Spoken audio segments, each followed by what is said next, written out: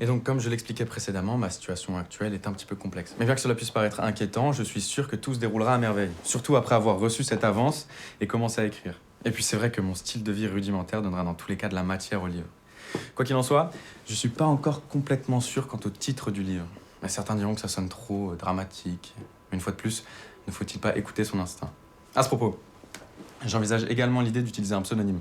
Vous savez, comme George Orwell l'a fait. Vous connaissez? C'est-à-dire que j'ai pas d'aspiration à devenir célèbre ou reconnu, ou que les gens m'arrêtent dans la rue ou quoi que ce soit dans le genre. Non, je veux simplement écrire et qu'on me laisse tranquille. Je voudrais surtout pas que tout ça me monte à la tête, si vous voyez ce que je veux dire. Ça vous dérange si je fume? Donc, vous voulez une avance et, si je comprends bien, un contrat d'édition pour écrire votre mémoire. D'accord. Et que comptez-vous écrire dans votre mémoire des cendres à la poussière du haut de vos 18. 18 années d'expérience? Excusez-moi, mais en fait, j'aimerais comprendre comment vous êtes arrivé dans mon bureau. Et non, vous ne pouvez pas fumer ici.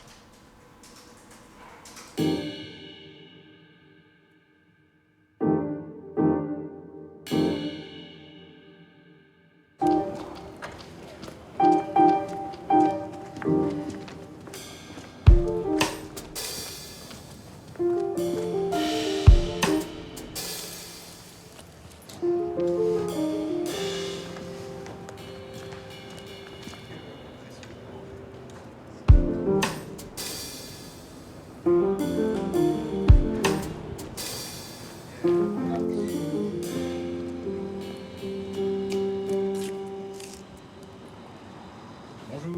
Oui, il est là. D'accord, je te le passe. C'est ta sœur. Oscar, j'écoute? 10 minutes? Ok, parfait. Allez, à toutes. Ouais, ciao. Ciao.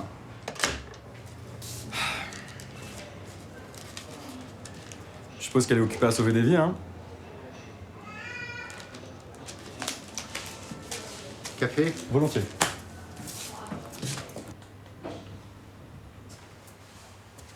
Salut Georges. Désolée, je suis en retard. Je viens de finir ma garde là, donc je vais pas rester très longtemps, je vais rentrer me coucher. Ça va? Pas trop mal.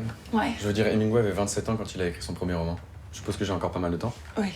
Dis, je viens de parler avec maman. Il faudrait vraiment que tu te prennes un téléphone là, elle en peut plus de pas pouvoir te joindre. Mais Je lui ai oui, dit qu'elle non. pouvait me joindre ici, comme Non. toi. Si. Oscar, c'est pas un endroit. Si, j'en ai marre de toujours devoir défendre le simple fait que j'ai pas envie d'intégrer un système créé par une société en chute libre. Voilà.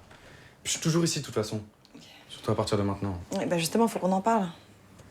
C'est bon, t'as bougé tes affaires? Oscar? Ok. Parce que les nouveaux propriétaires arrivent demain. Bon, en attendant, les clés de mon appart. Si tu veux venir vivre avec moi, juste le temps de trouver un truc. J'arrive pas à croire qu'elle le vende. C'est notre maison d'enfance. Et un appartement unique du dernier siècle en plus. Mais bon, cet appartement unique du dernier siècle, elle y va pas depuis 2 ans, donc... Et pardon, mais c'est pas un peu absurde qu'un gamin de 18 ans soit dans 100 mètres carrés, là, sans payer le loyer? Tu trouves pas ça un peu... Non? Bon, je sais que c'est pas facile, ok? Vraiment. Mais... faut qu'on pense aussi à la suite, tu vois, de trouver un appartement, quelque chose de plus permanent, penser à ce que tu veux faire aussi. Prendre des cours d'écriture, ça peut être une bonne idée, tu vois, pour commencer un peu à t'adapter et à envisager... Je sais pas, tu penses pas que ça peut être marrant aussi de vivre ensemble? Hein? Puis ça peut être comme quand on était petits. Tu te souviens, on avait la choré là qu'on faisait pour les potes des parents. Comment c'était déjà? C'était...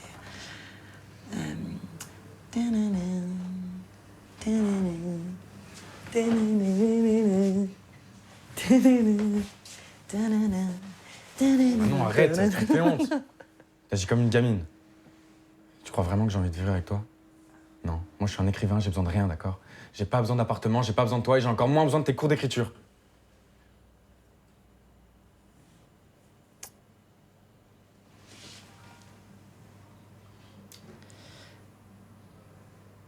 Ok. Ok, moi j'en ai marre, c'est bon.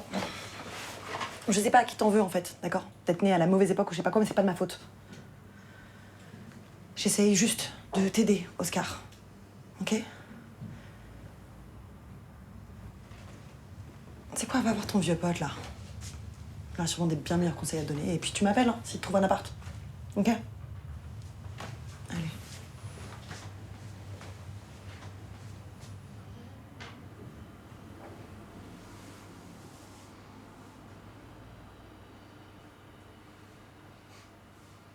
Elle a raison sur un point. Faut que j'aille voir mon mentor. Tu mets le café sur ma natte?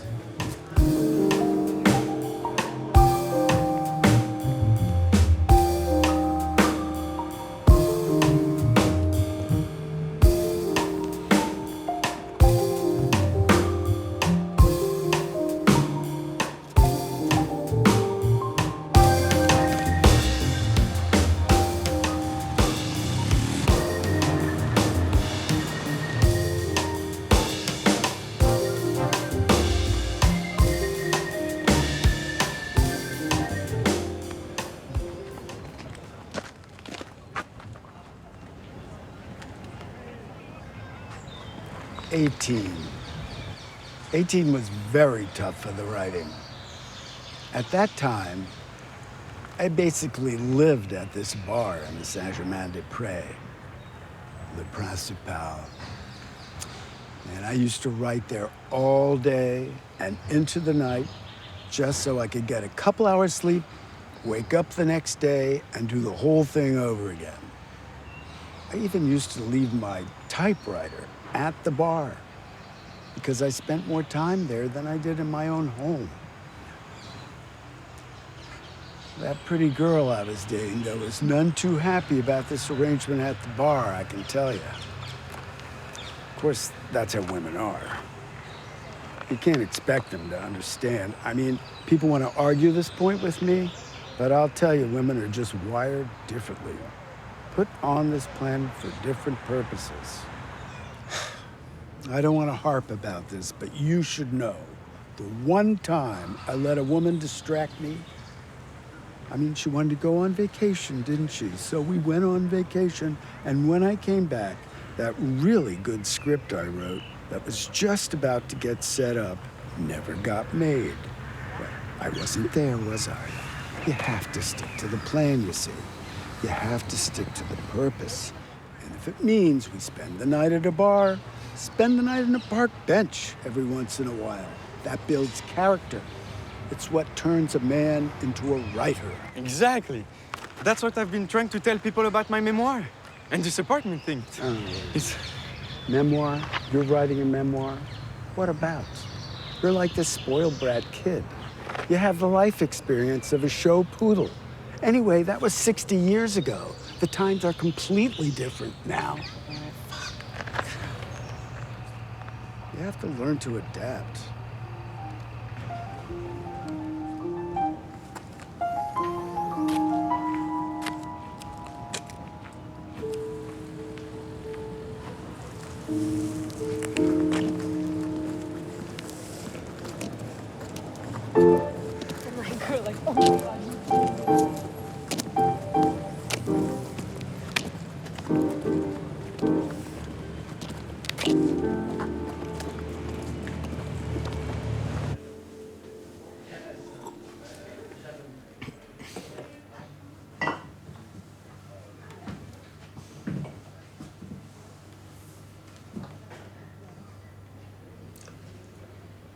Tu sais combien je tiens à toi?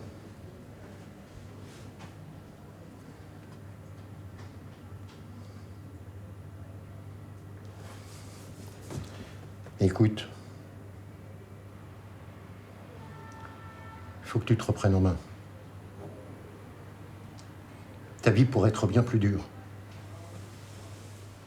Si tu restes là, planté, à te lamenter, tu finiras comme tous ces vieux aigris ici, à accuser tout le monde pour ce qui n'a pas marché. T'as toute la vie devant toi. Ouvre les yeux et avance.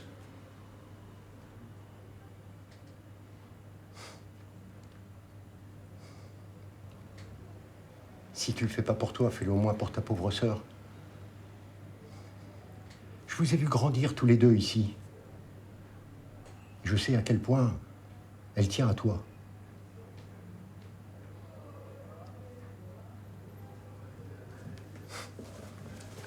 Il est temps que tu règles ta note maintenant. Hein.